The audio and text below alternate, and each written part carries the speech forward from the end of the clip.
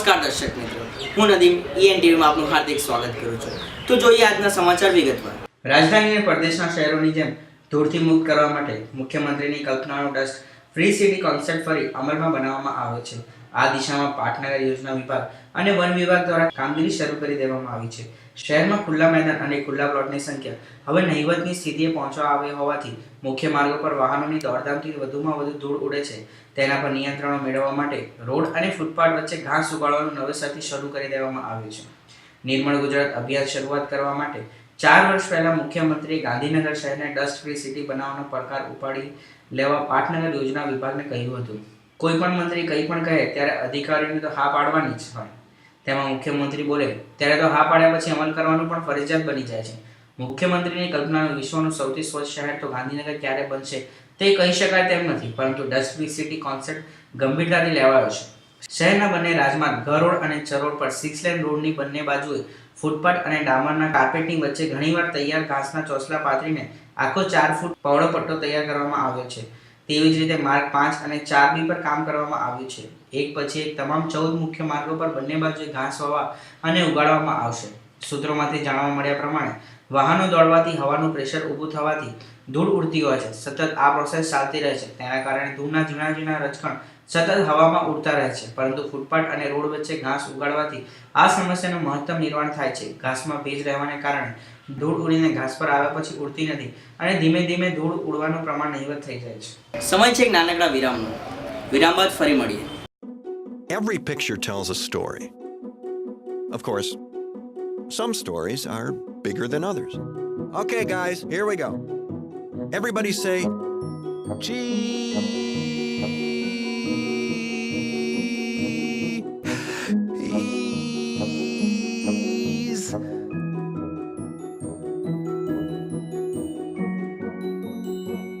Got it.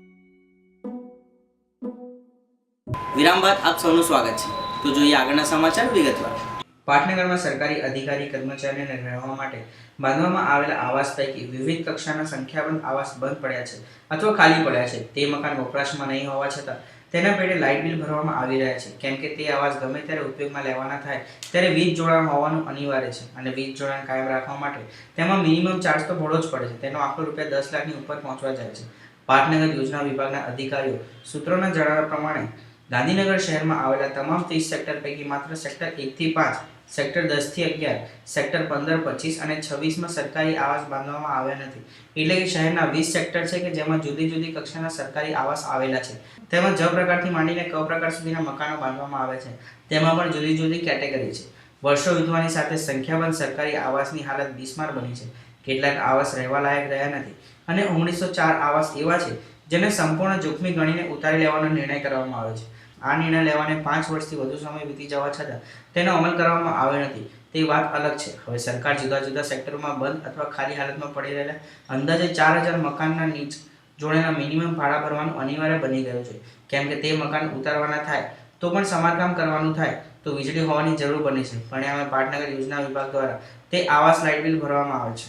Gandhinagar રાજ્યનું પાટનગર હોવાની સાથે અહીંયા વીવીઆઈપીઓનો વસવાટ અને સચિવાલય તેમજ વિધાનસભા જેવી મહત્વની ઇમારતો આવેલી હોવાથી તેની સલામતી ગાંધીનગર પોલીસ માટે મહત્વની બની જાય છે. દર વર્ષે વિધાનસભા અને સચિવાલયની સલામતી માટે સુધારા કરવામાં આવ્યા હોય છે. ત્યારે હાલમાં વિધાનસભાના સત્રને ધ્યાનમાં રાખી સચિવાલયને વિધાનસભાની સુરક્ષા સદન બનાવી દેવામાં આવી છે.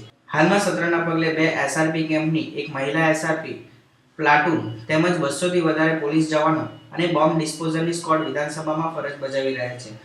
ત્યારે સચિવાલયના 4 ખૂણા ઉપર વોચ ટાવર મારફત નજર રાખવામાં આવી રહી છે. તેમજ ગેટ નંબર 1, 4 અને 7 ઉપર બેરિકેડ લોખંડી પહેરો ગોઠવવામાં આવ્યો છે.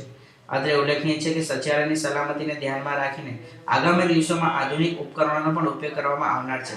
જેમાં સચિવાલયના પ્રવેશદ્વાર ઉપર મોબાઈલ સ્કેનર મૂકીને સચિવાલયમાં પ્રવેશતા વાહનોને ઓટોમેટિક સ્કેન કરવામાં આવશે. તો દર્શક મિત્રો, આ હતા આજના સમાચાર. કાલે ફરી મળીશું આ જ સમયે આ જ ઈએનટીવીની વેબસાઇટ ઉપર.